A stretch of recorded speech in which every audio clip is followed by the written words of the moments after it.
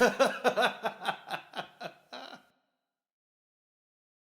everybody, welcome back to my channel, the perfect place for positivity and entertainment. Today, I want to talk about the Clark Sisters movie. It was amazing on so many levels. It was just cool to witness something that I know be portrayed on TV or on Lifetime. Also, let me say this. If you are weary about Lifetime movies, this is one of the best Lifetime movies I've ever seen. I mean, there are elements that were dramatized, obviously because it's for TV. You know, the music and certain little moments of drama, I thought were still handled well and not in the traditional Lifetime dramatic way. If you're weary about it, don't be. Go watch the movie. I'm telling you, you will enjoy it, especially if you're a gospel music fan. And this goes out to all of my foreign friends. If you want to know about some good gospel music history, this is a really good movie to watch. It dramatizes what actually happened. So the timeline may be out of sorts and may not be chronological in some spots. Also, everyone's perspective is not presented, but it's still a good overall story. Now, if you have not watched the movie, this video is going to contain some spoilers, so I would go watch the video first if you don't like spoilers and then come back to this. But generally, you're going to enjoy my perspective because it's mine. Okay, so the executive producers for this biopic were Mary J. Blige, Queen Latifah, and Missy Elliott. Now, what I think, and I'm not 100% sure about, is remember when Wendy Williams shaded the Clark sisters on her show? And then she got all of that blowback from her fans and people all over. Well, I think this may have sparked the idea to do this movie to introduce newer generations to who the Clark sisters are. Out of that controversy came something really, really good. So I'm happy that it happened. Now, me personally, I grew up on the Clark sisters. My favorite song was Pray for the USA. Pray for the USA, pray. They sang that song. That was just, it's my favorite, still to this day. But my favorite CD is Bringing It Back Home, the live recording that they did in Detroit, Michigan. Now, my uncle, Ronnie Staten, he is the biggest Clark sister fan that I know. And he's the one that put me on to the Clark sisters because he gave us the VHS tape. And I watched it the other day and it was just 100% nostalgia. Just amazing. I love the group. I love their harmonies. I love how each of them individually have their own sound, but then together they sound like one person. Craziness. And Twinkie is the dopest for me. Organ player and singer, her songwriting, she wrote so many songs. It's just ridiculous. You know, I consider myself a songwriter too, but when I listen to her, I'm like, the volume of music that she wrote is just incredible. But anyways, now let's talk about the cast. I want to give a shout out to my girl, Angela Burchett, aka Angie. We went to school together. She was 2 years above me. And then her younger sister went to the same school as me, who was 2 years younger than me or 3 years younger than me. I don't know. I think I was gone by the time she started. Anyway, Angie was an amazing singer, an amazing person. She's always been so sweet. She's on Broadway, killing it in musical theater. She toured and did the residency in Seattle for Dreamgirls as well. Angie is that jam. Trust me. When I watched some of the interviews in the press that they've done, some people got her name wrong and they weren't giving her as much zhuzh that she needed. So I felt like I wanted to give her a specific shout out. Go Angie, I love you. And that's it. So Angie played Jackie. Ingenue Ellis, who was the standout actress of this whole entire thing, she played Dr. Maddie Moss Clark. I mean, it's almost scary how well she did in that role. Kiara Shear played her mom, Karen. Shalea played Dorinda Clark Cole. Raven Goodwin played Denise. And Christina Bell played Twinkie. After Ingenue Ellis's portrayal of Dr. Maddie Moss Clark, I think Christina Bell did an amazing job as Twinkie. Now, you can't tell me she don't look like Jill Scott. If that ain't Jill Scott's little sister, I don't know who is. And Christina, you need to continue acting. I don't know if this is your dream or you were excited to go into this venture, but this looks good on you. So, sis, continue. I'm very happy that they chose all singing actresses. Now, every one of them can sing down.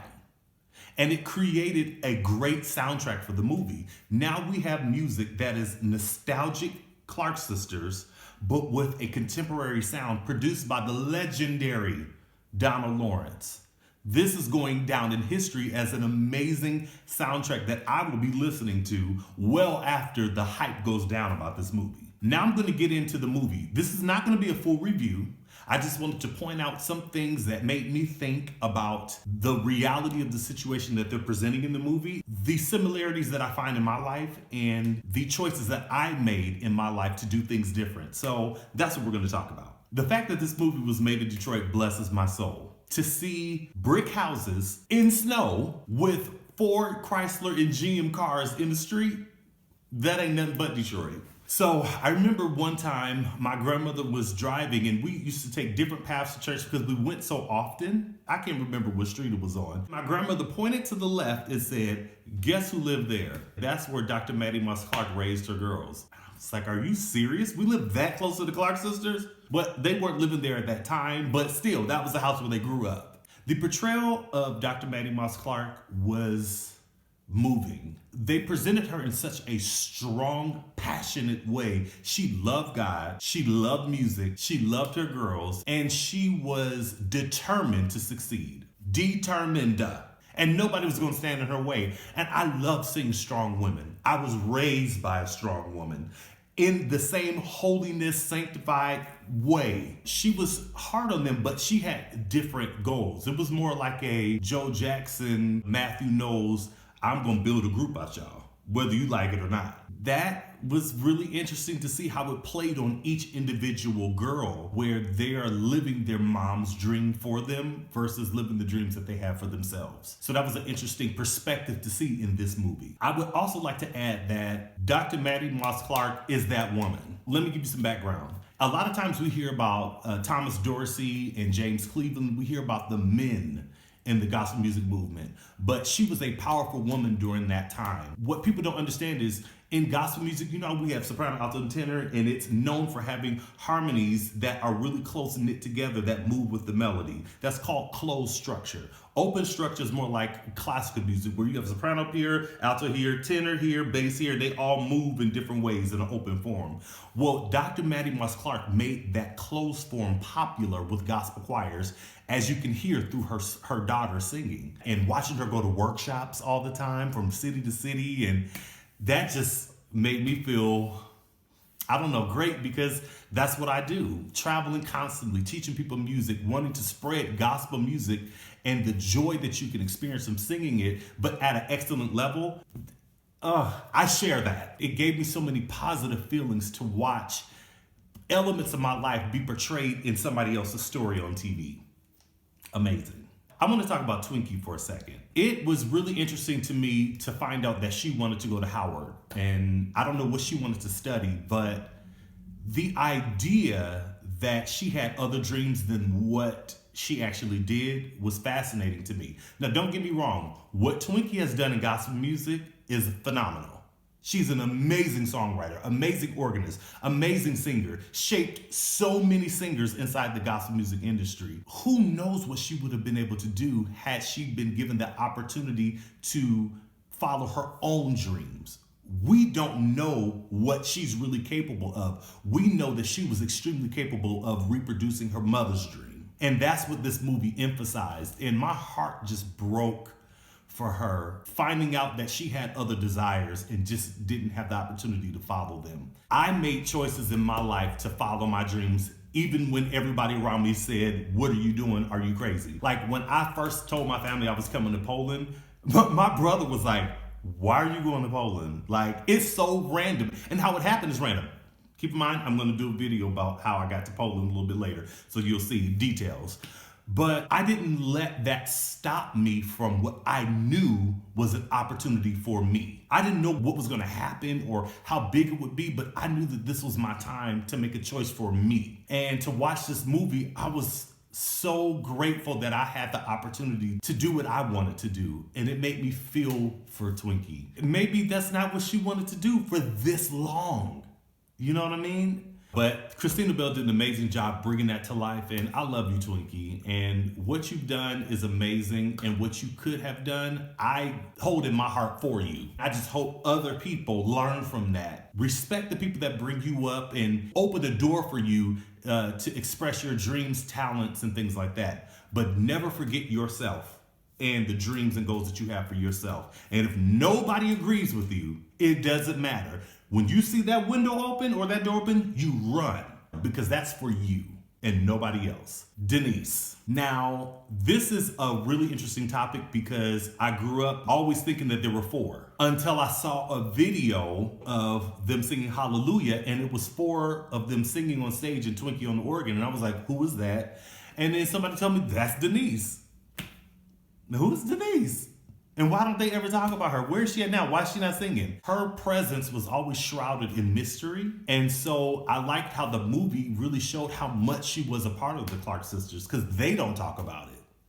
Quite as kept. Now, I'm not going to get into all of that family drama with Denise, but I will shout out Larry Reid Live and Laila Lynn. They are YouTube content creators.